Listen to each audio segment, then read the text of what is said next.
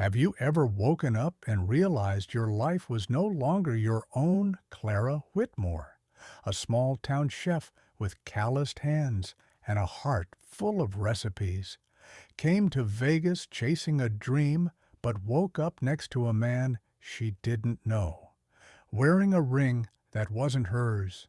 Not just any man. Elliot Reed, heir to a billion-dollar empire, a life shaped by legacy, control, and expectations. One drunken night, one signature too many, and suddenly Clara was trapped in a marriage neither of them planned, under the gaze of a world that devours stories like hers, women who don't belong. What would you do if walking away meant losing everything you worked for, but staying meant risking your heart with a stranger? This is not a story about fairy tales. It's a story about choices, about dignity, about finding love in the most unexpected place, yourself. If you've ever loved quietly, lost deeply, or stood at the edge of something terrifyingly real, this story is yours, too. Stay with us. Like, share, and subscribe to Shining Stories, because some stories aren't just meant to be heard, they're meant to be felt. Let's begin. The sunlight was merciless. It poured through the slit between the thick velvet curtains, striking Clara Whitmore's face like a spotlight she never asked for. Her head throbbed in pulses, the kind that made her regret ever having had a second glass of anything, let alone tequila. Her mouth tasted like cotton and regret. Then she felt its warmth, a weight, not the blanket. A man's arm draped over her waist. Clara froze. Her eyes opened slowly, cautiously. The ceiling was unfamiliar, golden crown molding, a chandelier far too ornate for any hotel she could afford. The sheets were soft, absurdly soft, and the air smelled faintly of cedar and something more masculine. Her heart pounded louder than the headache. She turned her head. He was handsome. That was the first thing she registered. Brown hair tousled in a way that looked more accidental than styled. Lips parted slightly in sleep. And then a ring, a gold band on his finger. Clara gasped. Her eyes flew to her own hand. Same ring, same finger. No, no, no, no. She sat up too fast. The sheet clutched against her chest. Her stomach lurched with the motion, and 1,000 needles of nausea jabbed her at once. She pressed a hand to her forehead and turned toward the nightstand. There, in brutal red digits, a digital clock read 10:43 a.m. The man stirred beside her, groaning softly as he rolled onto his back. "Good morning, wife," he murmured, voice rough with sleep and something else. Amusement. Clara's heart stopped. "What did you just call me?" Her voice came out cracked, dry as a desert. He opened his eyes, and they were impossibly clear steel gray with flecks of blue, eyes that saw too much even half asleep. "Elliot," he said, stretching. "Elliot Reed."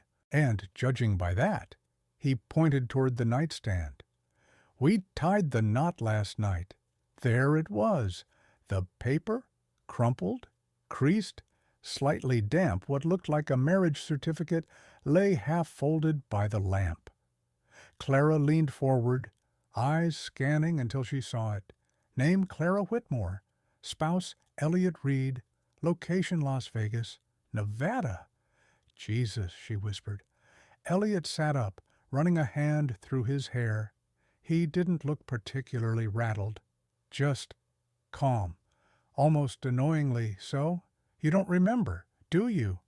Clara stared at him. "What? What happened?" He grinned, not smug, but knowing.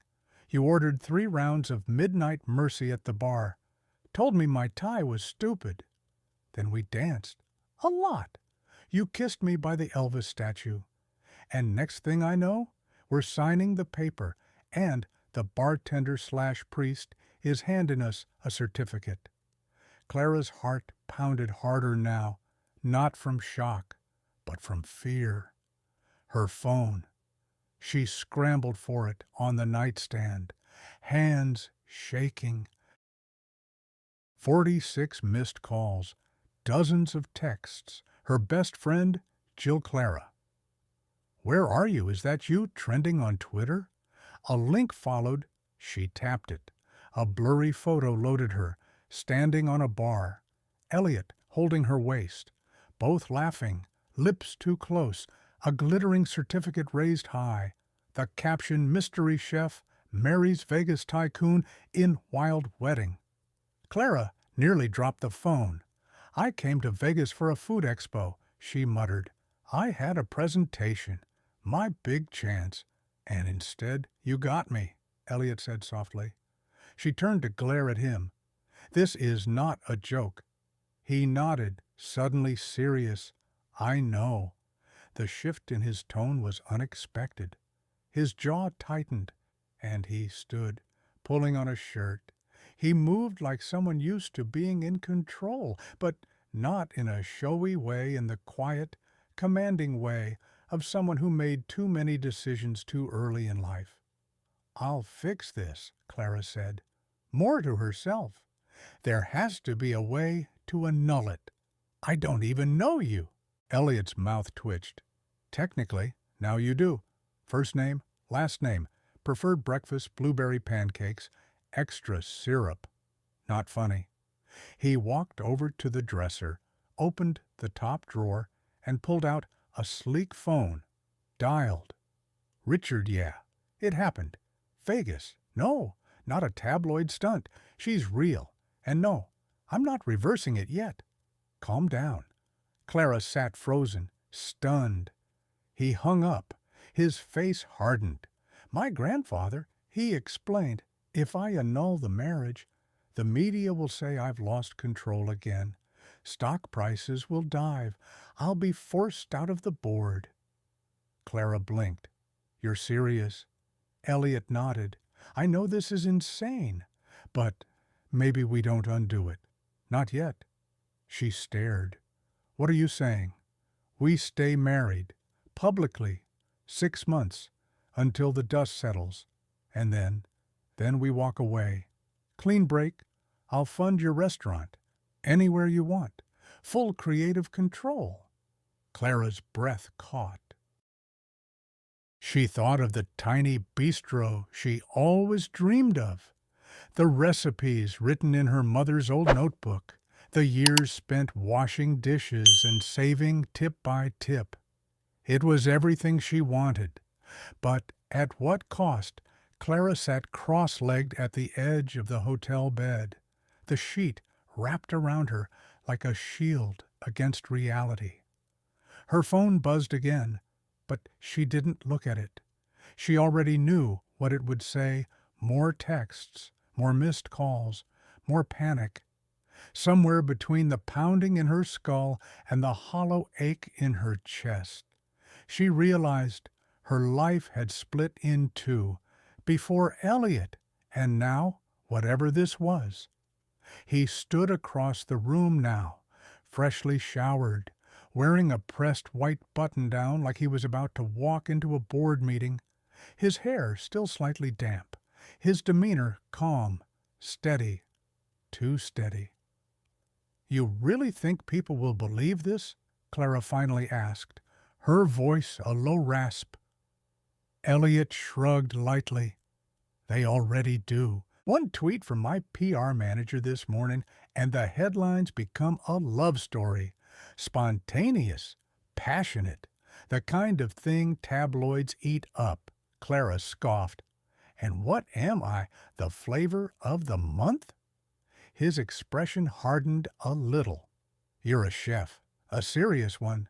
From what I've read, Jill posted about your food truck a few months ago, the one with tamarind chicken tacos that went viral." She blinked, startled. "You Googled me." He didn't deny it. I had to know who I woke up married to. Clara leaned forward, elbows on knees, eyes narrowed. Let's say I go along with this insane plan. 6 months of pretending we're in love. What then? What do you get? Besides stock stability. My freedom, he answered, quiet but firm. I get 6 months to move money around, set up distance from the board, make my own plans, and I get. Elliot met her gaze. A fully funded restaurant. Anywhere you want. Kitchen built to your specs. No strings. I even get a prenup drafted financial protection for both of us. No interference from me. She bit her lip. The offer glittered like a poisoned apple. Clara had spent years trying to raise capital for a bistro. Investors turned her down for being too niche, too regional. A woman with no connections, no culinary school background, just recipes from her mother's yellowing binder and a head full of stubborn dreams. But this could fast forward her life 10 years. Still, she didn't trust him. How do I know you won't use me as a scapegoat when things go south? She asked, eyes sharp. I don't need to scapegoat anyone, Elliot said calmly. I already have the worst reputation in the family. The way he said it made her pause. He wasn't bragging. He sounded tired, like someone used to being misunderstood. Clara looked down at her hands. They still smelled faintly of onions and tequila. A ridiculous combination. 6 months, she said finally. No intimacy, no real marriage, just public events, photo ops, and you stay out of my kitchen. Elliot smiled faintly. Agreed. I'll have my lawyer draw up everything this afternoon. We'll sign before dinner. Clara stood. Her legs were unsteady, her heart even more so. She glanced at the mirror. Her reflection looked older, wiser, or maybe just more worn. I'm not doing this for the money, she said. I know. I'm doing this for my dream. And that, Elliot replied, makes you more dangerous than any PR scandal I've ever faced. The lawyer was efficient, dry, precise, almost surgical. He sat across from them in a separate suite that afternoon, explaining each clause as if this were the most ordinary arrangement in the world. Clause 3. No physical relationship is expected or enforced. Clause 6. Clara Whitmore shall retain full creative ownership and operational control of any restaurant venture launched during the marriage period. Clause 9. Mutual agreement to divorce after 180 days unless otherwise renegotiated. Clara read every line twice, her finger tracing the words like they were recipes. She signed. Elliot signed. And just like that, she was Mrs. Reed legally, contractually, and publicly. That night, she flew home to Wyoming. The moment she stepped off the plane in Jackson Hole, Clara felt the dry mountain air kiss her cheeks. Her mother, Marjorie Whitmore, was waiting at the tiny terminal, her cardigan pulled tight against the wind. Marjorie took one look at her daughter's drawn face and didn't ask a single question. Not yet. They drove in silence, gravel crunching under the tires of her old station wagon, at home. Marjorie poured chamomile tea into Clara's favorite blue mug, the one with the chipped rim. I saw the news, she said softly, sitting across from her. Clara nodded, swallowing hard. I'm not judging you, sweetheart. I just want to know, did he hurt you? No, Clara whispered. It's not that. It's a mess, and I don't know how to feel. Marjorie reached out, took Clara's hand. You've always walked into fire with your eyes wide open. Just be sure you can walk back out the same way." Clara nodded, but her stomach was already tight with doubt. She didn't know if 6 months would be long enough to build a restaurant, to keep pretending, or to keep her heart from wanting something it couldn't have. 3 days later, Clara Whitmore stood at the edge of a world that didn't feel like hers. The gates to the Reed estate in Boulder, Colorado, were wrought iron and grand, adorned with a carved crest of the family's initials. The car's tires crunched softly over the gravel driveway, winding past rows of manicured hedges and fountains that sparkled under the spring sun. She had expected luxury, but she hadn't expected it to feel so cold. The main house loomed ahead, a white stone mansion with high archways and glass that caught the light like diamonds. The driver, James, an older gentleman with kind eyes, stepped out and opened the door for her. "Welcome to Reed Hall, Mrs. Reed," he said with a small nod. Clara offered a smile, awkward and thin. "Just Clara. Please, inside." The air smelled faintly of polish and citrus. The ceiling stretched so high she half expected her voice to echo. A woman in her 60s, dressed in a neat navy blouse and slacks, approached with calm efficiency. "Mrs. Reed, I'm Helen, the house manager. We've prepared the west wing for your stay. Mr. Reed will join you for dinner." "Thank you," Clara replied, though the words caught in her throat. She followed Helen down a long corridor lined with framed photos of Elliot's family, black and white portraits, award ceremonies, ribbon cuttings. All the men wore the same hard eyes, the same pressed suits, as if carved from the same mold. Her room was massive. A king-size bed with embroidered linens, a walk-in closet that echoed, a bathroom bigger than her entire childhood kitchen. Everything gleamed, untouched. Clara placed her small duffel on the chaise by the window and sat quietly for a moment, letting the stillness press in. This wasn't home. It never could be. She wandered the halls after sunset, trying to clear her head. Eventually, her feet led her to the kitchen, a sprawling space with marble countertops, double ovens, and a massive island at the center, but it felt sterile, too clean, too perfect. Clara rolled up her sleeves. She didn't know what compelled her, but she found flour in the pantry, a few eggs in the fridge, and began making scones. The rhythm soothed her mix: knead, fold, breathe. When Elliot appeared in the doorway 30 minutes later, the scent of cinnamon and butter hung warmly in the air. He looked surprised. "I thought Helen was baking." "She wasn't." "I needed to do something with my hands," Clara said without looking up. He stepped into the room slowly, glancing around. "You cleaned this place up. It looked like no one had cooked in here in years, because no one has." Clara arched an eyebrow. "You don't cook. I don't stay long enough to bother," he replied. That told her more than he realized. They ate in silence at the small breakfast nook by the window.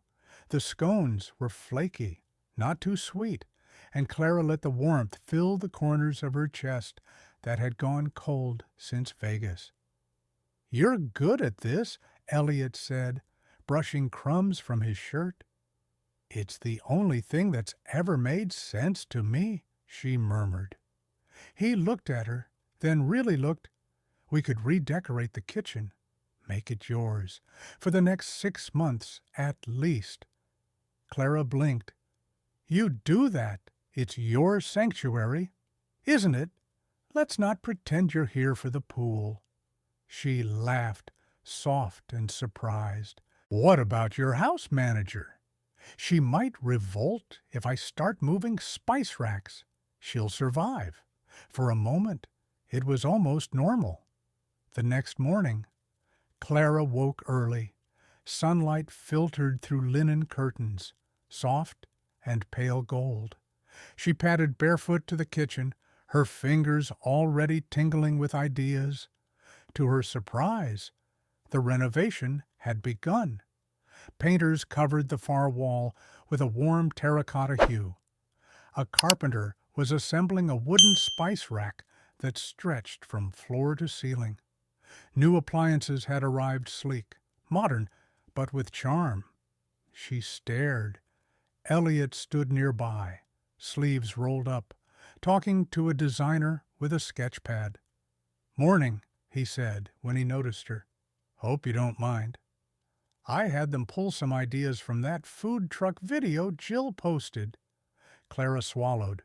You remembered that." He shrugged. "I remember what matters." And just like that, something shifted again. Not in the house. In her. Later that week, Clara called her best friend Jill. "Tell me I haven't lost my mind," she whispered into the phone while stirring a pot of mole sauce. Jill chuckled. "You married a stranger, moved into a mansion, and are now renovating a dream kitchen. I'd say sanity left the building 3 days ago." Clara laughed too, but beneath the humor was a flicker of fear. "I don't know what I'm doing. You're surviving, and maybe you're starting to live." By week's end, the kitchen was transformed. Clara cooked her first full dinner there, chili glazed salmon, roasted potatoes with rosemary, and homemade peach pie. She wore her old apron from Wyoming, the faded blue one her mother embroidered with little stars. Elliot sat at the island, sleeves rolled back, watching her work. "You're different in here," he said as she plated the meal.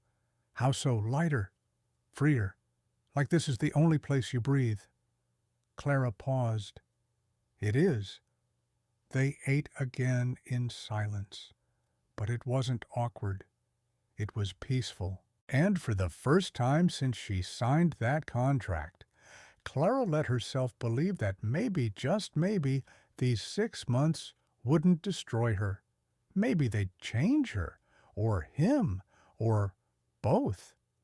The invitation came in a cream envelope, heavy with gold embossing and Reed family insignia.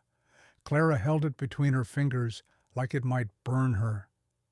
"You are cordially invited to the Reed Foundation annual charity gala." She read the words again, her eyes catching on one line near the bottom, "Formal attire required. Public appearance expected." "What is this?" she asked, setting the card on the counter. Elliot looked up from his laptop across the kitchen island. "The gala, my grandfather's pride and joy, happens every spring. You're the guest of honor this year." Clara raised an eyebrow. "I thought we were keeping things low-key." "Low-key doesn't exist in my family. This is part of the deal, remember?" She did remember. Too well.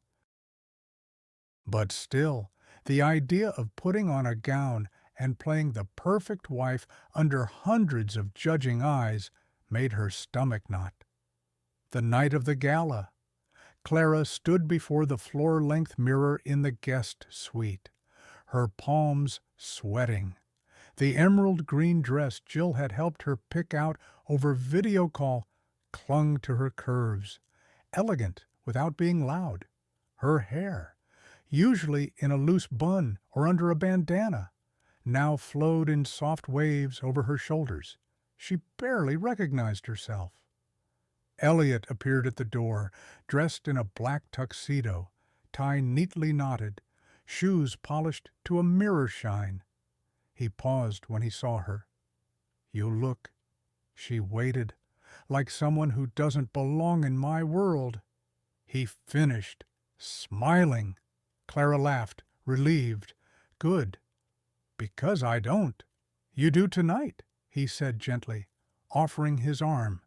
The ballroom of the Denver Grand Hotel shimmered under 1,000 chandeliers. Crystal clinked. Laughter floated. Everyone looked expensive, timeless. As Clara stepped into the crowd, flashes burst from photographers stationed along the red carpet. Elliot leaned in, whispered, "Smile like I just told you a secret you'll never tell." She did, and somehow it worked. They glided from group to group, shaking hands with senators, CEOs, and society figures whose names Clara couldn't remember. She played her part warm, supportive, gracious. She clung to Elliot's arm, smiled when expected, laughed when cued.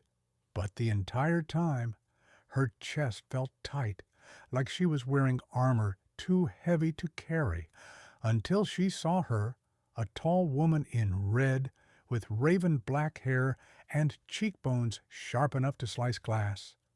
She moved through the crowd like a swan among ducks, sipping champagne and parting circles with a single glance. Diane, Elliot's ex-wife. Clara froze. Every instinct screamed retreat, but her feet refused. Diane reached them with practiced grace. "Elliot," she cooed, placing a hand far too familiar on his arm. "You didn't tell me she'd be so fresh." Clara stiffened. Elliot's jaw ticked. "Diane." Diane turned to Clara, her smile flawless and cold. "We haven't met. I'm Diane. I used to be where you are now." Clara forced a smile. "And I assume you're where I'll never be." Diane blinked, caught off guard for half a second. Then she laughed, as smooth as her dress. "I like you." Clara didn't reply.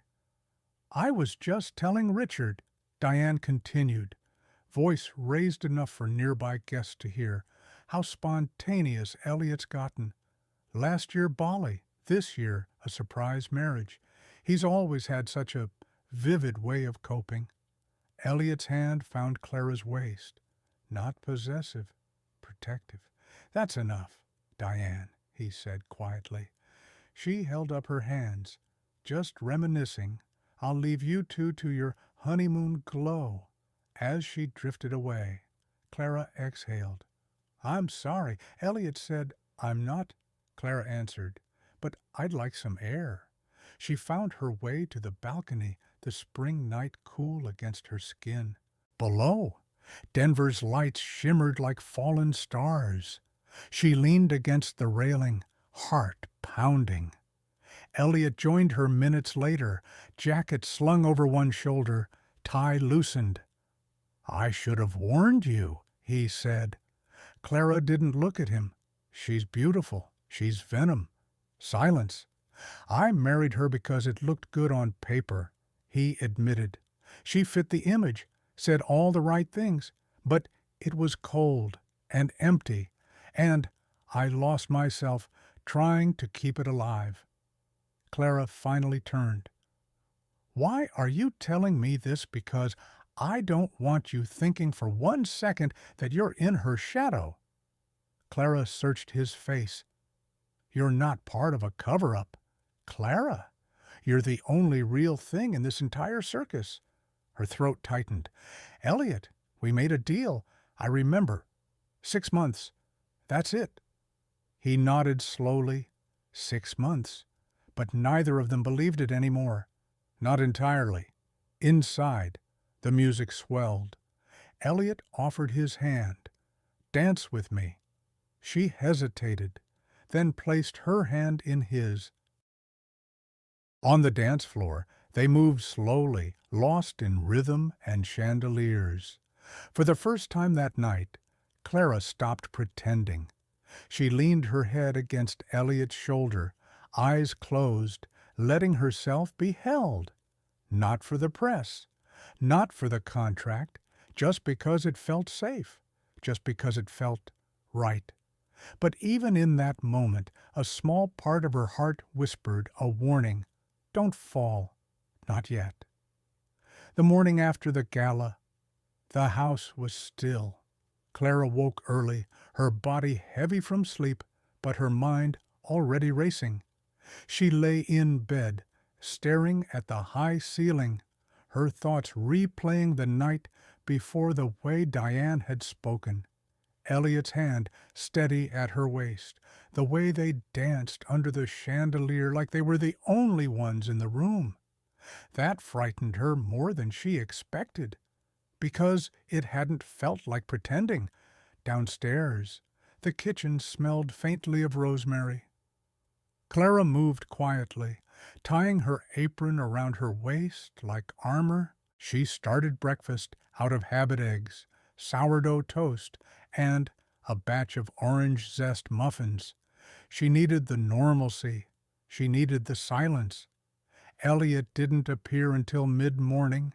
His hair was tousled, shirt wrinkled, eyes still lined with fatigue. But when he saw her at the stove, he smiled, a slow, quiet thing that stayed behind his eyes. "Morning," he said, his voice hoarse. Clara nodded. "Coffee's fresh." He poured himself a cup, and they stood there, side by side, not speaking. It should have been awkward, but somehow it wasn't. Later that day, a spring storm rolled in. The sky turned slate gray, and the wind howled against the windows like a forgotten song. Clara sat in the window seat of the library, curled up with a notebook, sketching out ideas for her restaurant. She had never thought this far ahead. Mexican influence, of course, her mother's legacy in every dish. Locally sourced produce, open kitchen concept, warm lighting, a space where people could feel like they were home.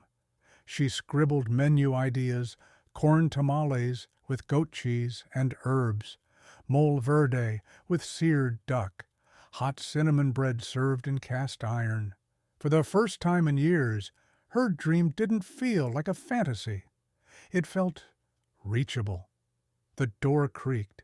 Elliot leaned against the frame, holding 2 mugs of hot cocoa. "I figured you'd forgotten to eat," he said. Clara smiled, grateful. He handed her the mug, and, for a while, they sipped in silence. Then she asked, "What did you want to be before all this?" He raised an eyebrow. "All this, the company, the suits, the reputation." Elliot leaned back against the wall, exhaling through his nose. "I wanted to write." She looked up, surprised. "Short stories, fiction, nothing serious. But my grandfather said no read ever waste time on dreams." Clara's chest tightened. "Why didn't you fight back? I did. Once. He cut my funding. Told me if I wanted freedom, I had to earn it by playing the game first." "And did you?" "I played," Elliot said softly. "But somewhere along the way, I forgot I was only pretending." The room fell quiet again until Clara said, "I used to write, too." He glanced at her, intrigued. "Recipes, poems, thoughts I was too afraid to say out loud. What stopped you?" She looked down. "Life, bills, survival." They sat there a long while, the sound of rain tapping the windows like an old friend at the door. That night, she found him on the rooftop. The storm had passed, leaving the sky clear and the air crisp. Elliot sat near the railing, wrapped in a wool blanket, staring at the stars. Clara joined him without a word. Neither spoke. They didn't need to. Elliot passed her a glass of wine, and she accepted. Below them, the city was quiet. Above them, the stars didn't care who they were pretending to be. I miss normal, Clara whispered. Elliot looked at her. What does that look like for you? A kitchen that smells like cinnamon, a radio playing old jazz, my mom humming to herself in the next room. He nodded, thoughtful. For me, it's silence, waking up without a meeting, eating toast without checking the market. Clara chuckled. We sound boring. I'd take boring over exhausting any day. They clinked glasses. After a moment, Elliot said, You know, this is the first time in years I've felt like myself. Clara glanced at him. Is that a line? No. It's a truth I didn't realize until you showed up. She looked away. The air grew heavy with everything unsaid. You're not alone anymore, he added gently.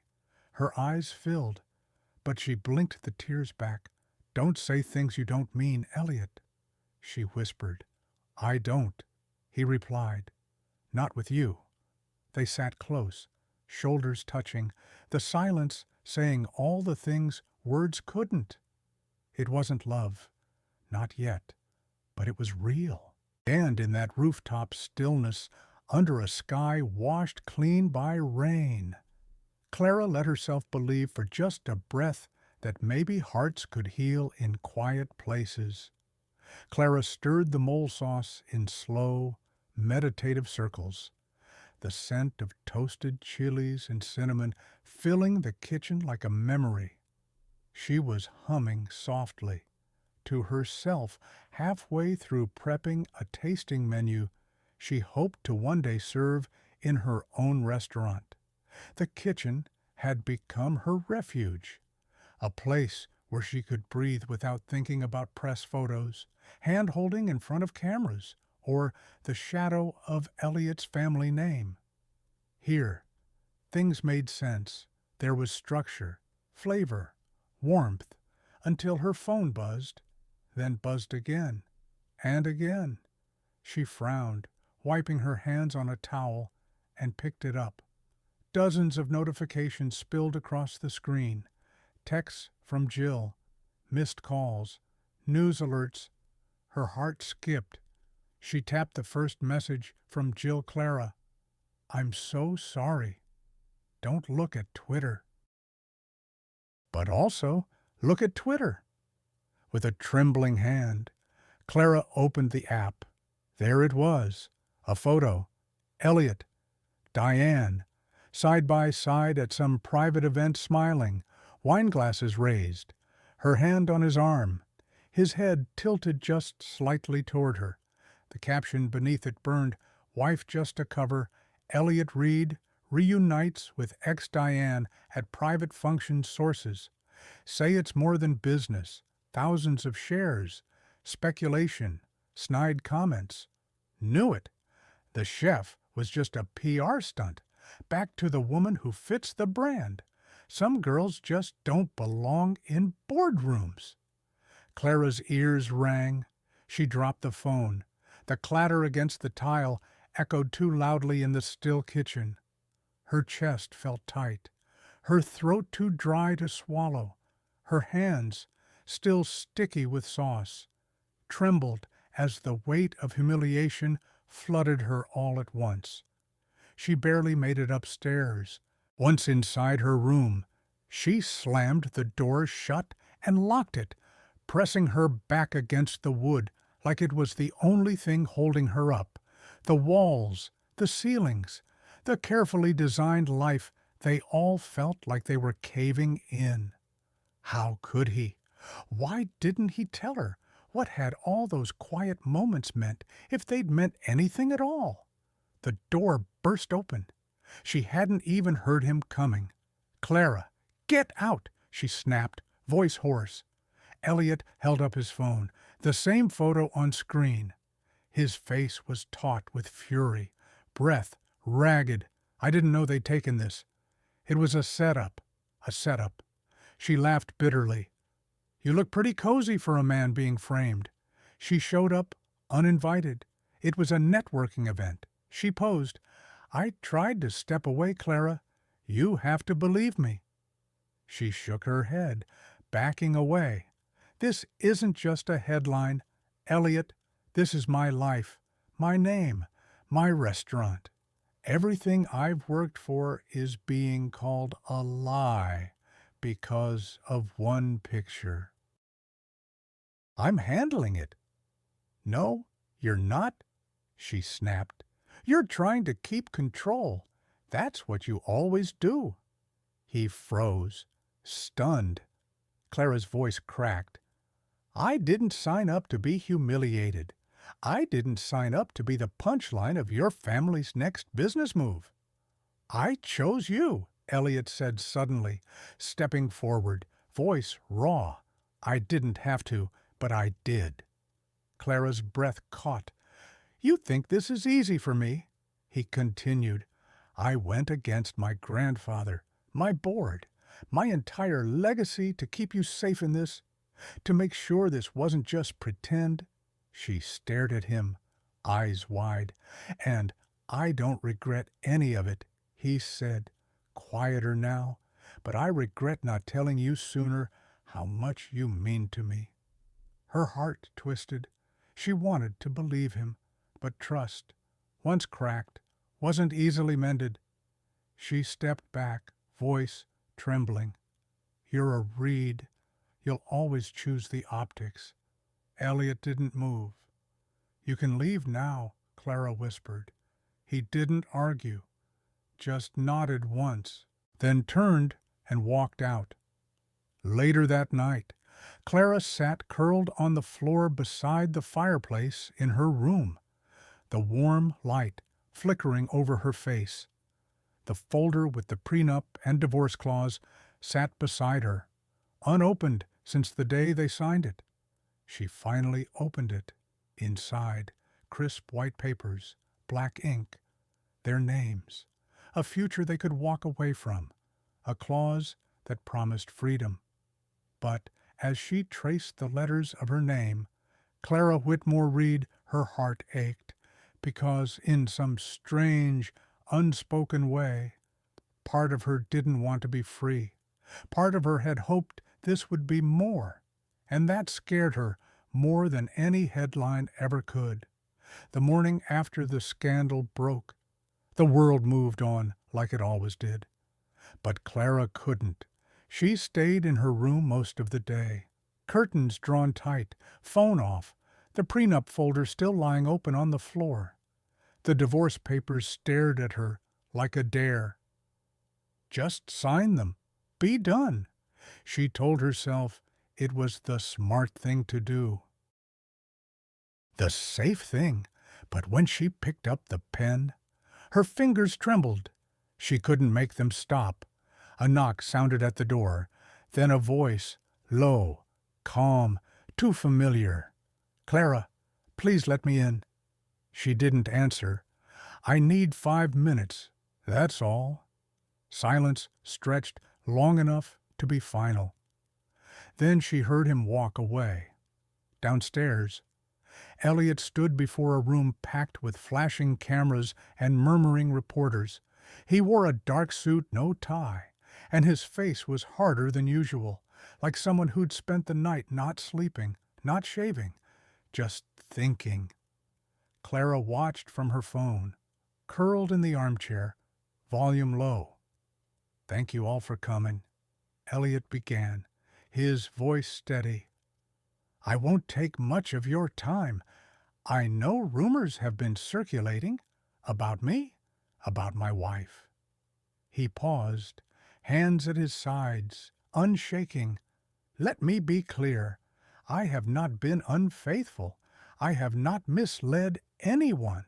My marriage to Clara Whitmore is real, and I will not let anyone, including those from my past, use her name to rewrite our truth."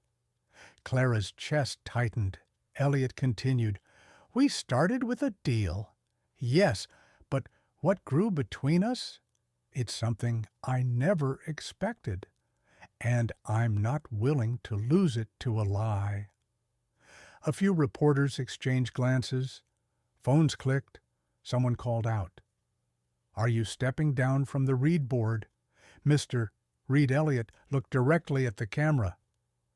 I am effective immediately. Gasps echoed. I've spent my life trying to prove I belong at the top. But if the cost is losing Clara, I don't want the crown. I'd rather walk away with her than rule an empire alone. He turned from the podium, ignoring the avalanche of questions behind him. Clara's breath caught. Her phone slipped from her hand, and before she could move, another knock came gentler this time. Then the door opened. Elliot stepped in. His suit wrinkled now, his eyes tired, but resolute. In his hand were the divorce papers. He crossed the room in silence and held them out. Clara didn't reach for them. I came to sign them, he said, to give you what we agreed. She looked down, but I couldn't. Before she could speak, he did something that made her breath hitch. He tore the papers in half. Then again and again.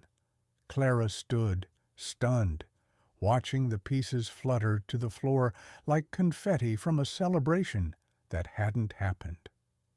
Elliot, what are you doing? I'm burning thee out, he said simply, because I don't want a way out anymore. Her voice shook. You're throwing away your company. He stepped closer. It was never mine. Not really. Just a suit I wore because someone else said it fit. And what are we? Elliot, she whispered. Another role. No, he said softly. You're the only thing that ever felt honest. Tears welled in Clara's eyes, but she didn't let them fall. Not yet. I can't promise you a perfect life. Elliot continued. I've made mistakes. Big ones. But if you give me the chance, I'll spend the rest of my life making sure you never feel used again. Clara stared at him, heart racing. You said I wasn't alone anymore, she said, finally. He nodded. I need to know you meant it. I do, he said. Every word. Slowly. She stepped forward. Her hand found his, and in that quiet room, with torn paper underfoot and sunlight slipping through the curtains, something fragile and true passed between them. Not forgiveness, not yet, but maybe the beginning of it, maybe a future they hadn't dared to imagine. Together, the house had never felt quieter. After Elliot left the torn divorce papers scattered like snow on the floor, Clara stayed still, her fingers brushing against the shredded corners. She didn't cry. She didn't yell. She just stood there, heart pounding in a rhythm she hadn't felt in years, not from fear, not from regret, but from the weight of a question she couldn't ignore anymore. What do you do when the person you never meant to love becomes the person you don't want to live? Without Clara knelt, picking up the pieces one by one. The paper didn't matter anymore, but her choice did. The next morning, Clara did what she hadn't done in weeks. She called her mother. Marjorie Whitmore picked up on the first ring, her voice warm, steady, like always. Clara, sweetheart, are you all right? I don't know, Clara admitted, but I need to talk.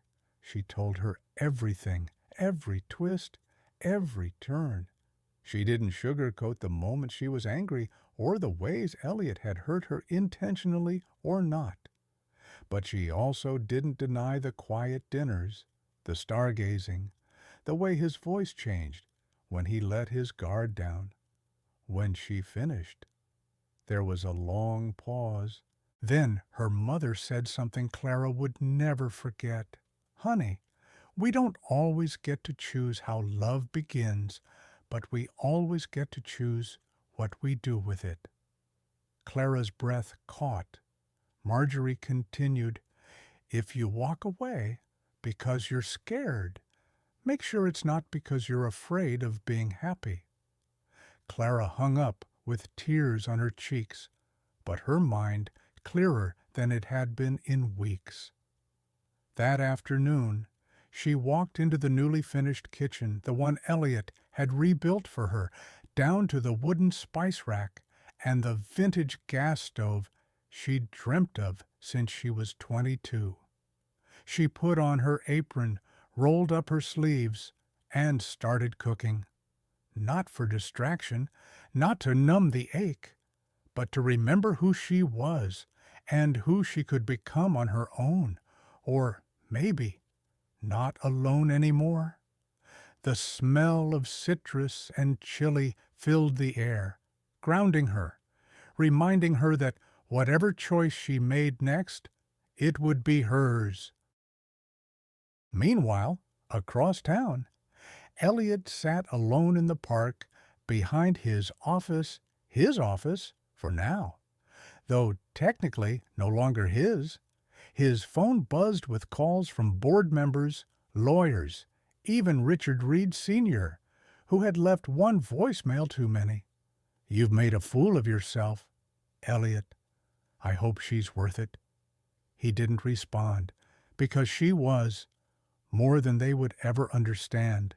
For the first time in his life, Elliot had made a choice without calculation, without fear, not for legacy, not for headlines, just for her.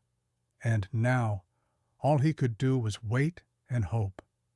The next evening, Clara called. "I need to see you," she said. Elliot arrived at the house in under 15 minutes. She met him on the porch, arms crossed against the cooling air, hair pulled back, eyes unreadable. "I made dinner," she said softly. He followed her in, through the hall that had felt too large when she first moved in.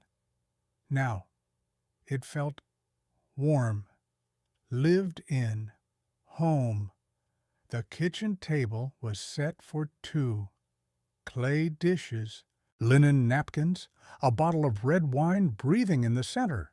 The aroma of slow-roasted pork and tamarind danced through the room. They sat in silence for a while, eating slowly, not rushing to fill the space between them. After the last bite, Clara pushed her plate aside. "I'm still angry," she said. Elliot nodded. "And I still don't trust easily." "I wouldn't expect you to," he replied. "But," she continued, voice steady, "I've been angrier at myself for not seeing what was right in front of me." His brow furrowed. "I told myself this was all pretend," she said, "but it wasn't. At least, not all of it. And I think I'd like to see what happens if we stop pretending altogether." Elliot looked at her like he couldn't believe what he was hearing. "You mean I mean," Clara interrupted gently. "I'm choosing this, choosing you. Not because I need to, not because we signed something, but because I want to." He didn't say anything at first. Then he exhaled a long, shaky breath like someone coming home after a lifetime away. "Clara Whitmore," he said, voice thick with emotion, "you are the bravest person I know." She smiled, soft and real. "Good, because I think I'm going to need all the courage I've got for what comes next." Elliot reached across the table, took her hand in his. "No matter what it is," he said, "we'll choose it together." And just like that, the future, uncertain, unfinished, felt possible again. The grand opening of Clara's restaurant felt like stepping into a dream she'd written years ago on the back of a grocery receipt, curled in the corner of a tiny Wyoming kitchen where her mother used to hum old lullabies while stirring beans. Only now, it wasn't just a dream. It was brick and mortar, tile and wood, flavor and soul. The sign above the door simply read, "Clara's Kitchen Rustic, hand-carved, with a kind of warmth that invited you in before you even tasted a dish. It sat nestled in downtown Jackson Hole, Wyoming, just off the main square where tourists wandered and locals gathered like family. Inside, strings of warm lights draped across the beams, casting a golden glow over the space. Clay pots lined the open shelves. Framed recipes, some handwritten in her mother's looping cursive, decorated the walls. At the center of it all was an open kitchen with a long marble counter where guests could sit and watch dishes come to life.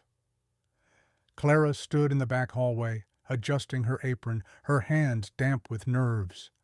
"Ready?" Elliot asked, stepping beside her. She turned to him. He wore no suit tonight, no tie, just a soft button-up and the same look he gave her when she was at the stove, like nothing in the world was more interesting than watching her work. Clara took a deep breath.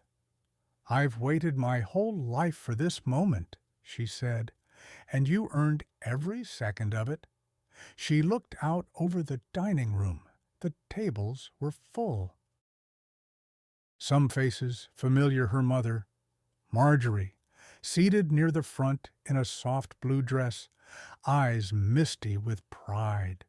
Jill, clapping and snapping photos with happy tears. Local friends from the farmer's market, the mayor, even a few of the culinary press from Denver, and some faces unknown travelers drawn in by the story, by the food, by the quiet hum of something real. Elliot touched her hand. "Go give them a meal they'll never forget." She smiled, squeezed his fingers, and stepped into the kitchen. The first dish that left the counter was her grandmother's caldo de polo chicken soup with hominy, lime, and a touch of oregano. Simple, humble, but full of soul. Then came her signature tamarind duck, served with roasted plantain and crema. Each plate left the kitchen like a gift.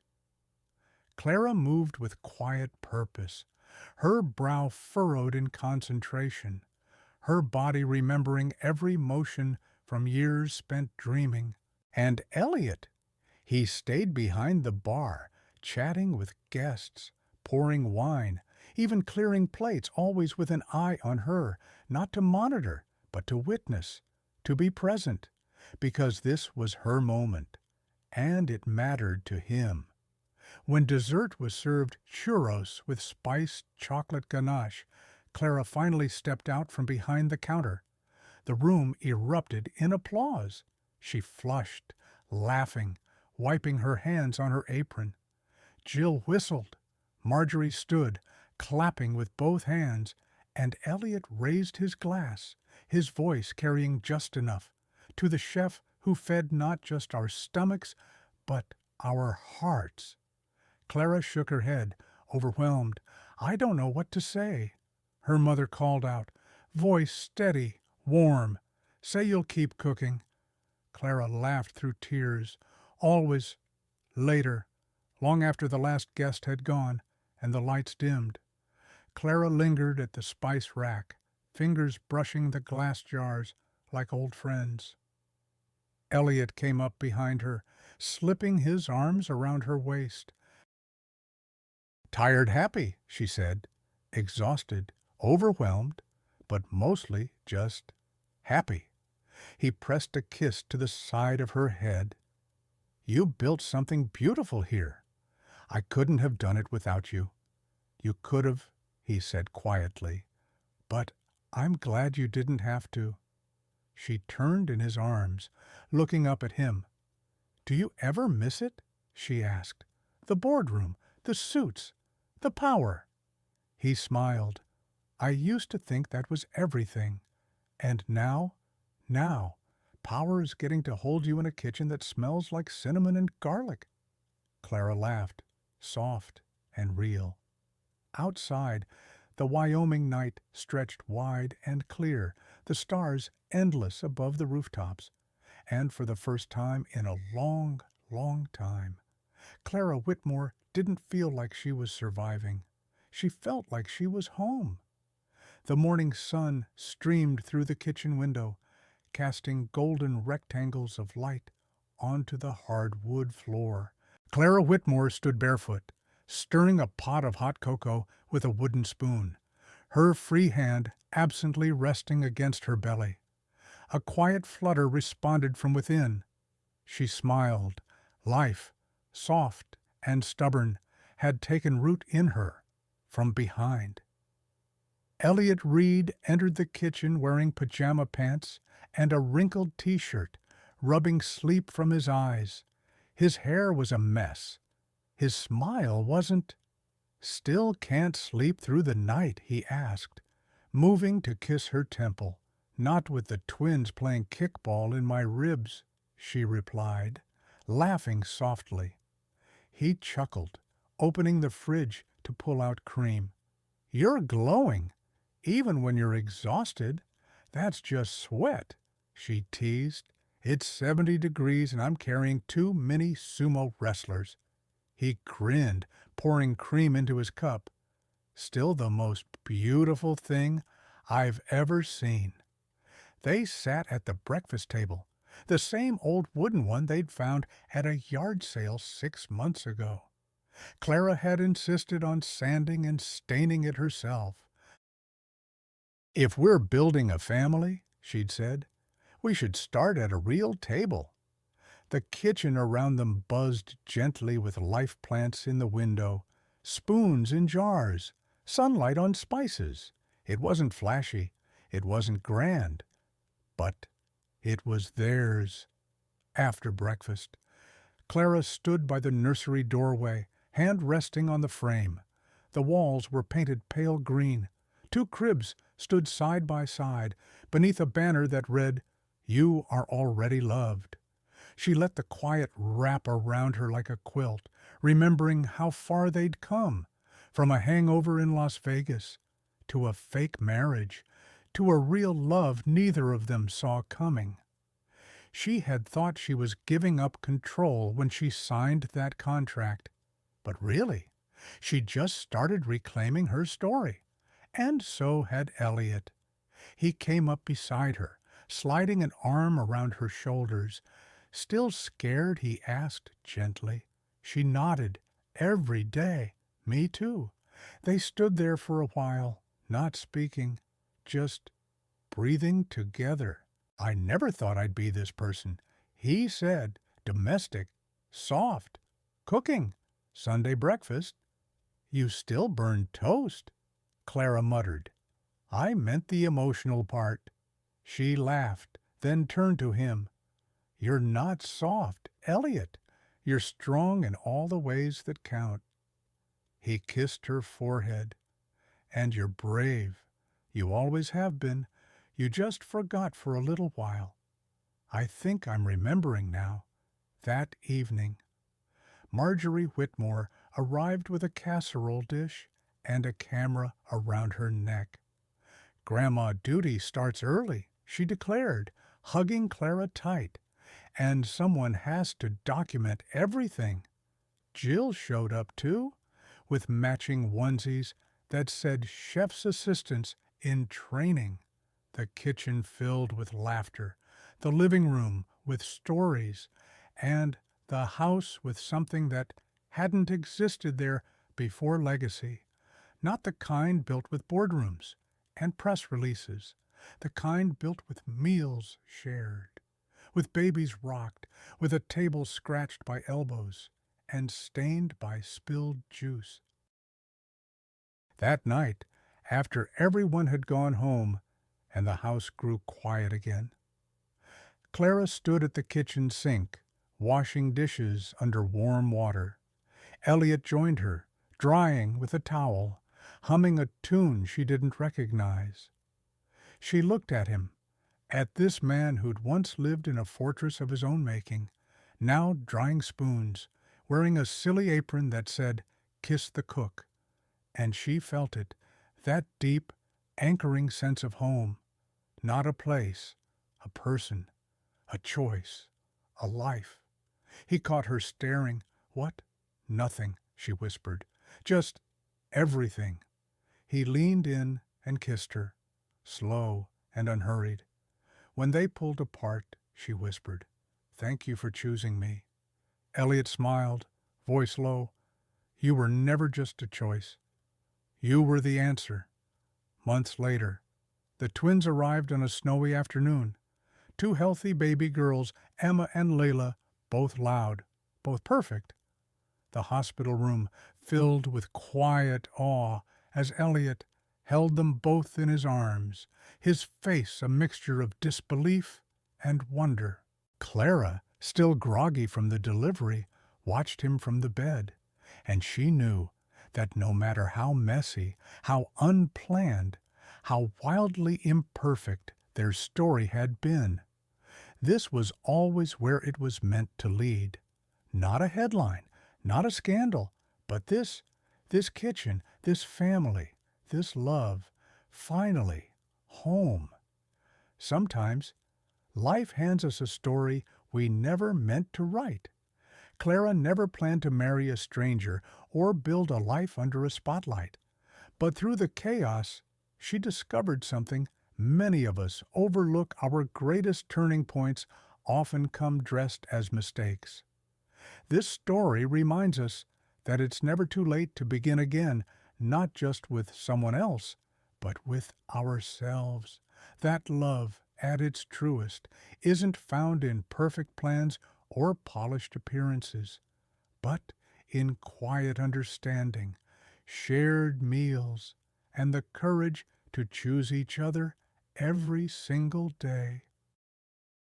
For those of us who have lived long enough to know that life doesn't always follow the script, we understand the beauty of second chances, the power of listening, the quiet strength in forgiveness.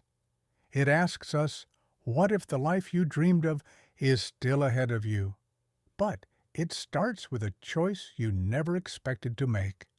Let this story be a gentle reminder that even in the later chapters of life, there is room for healing, room for love, and always room to come home.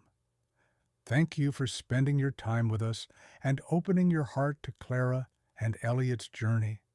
If this story touched you, made you feel, or simply reminded you of something you once believed in, please consider liking, sharing, and subscribing to Shining Stories. Your support helps us continue to bring meaningful stories that heal, connect, and inspire. Until the next chapter, stay kind, stay hopeful, and stay with us.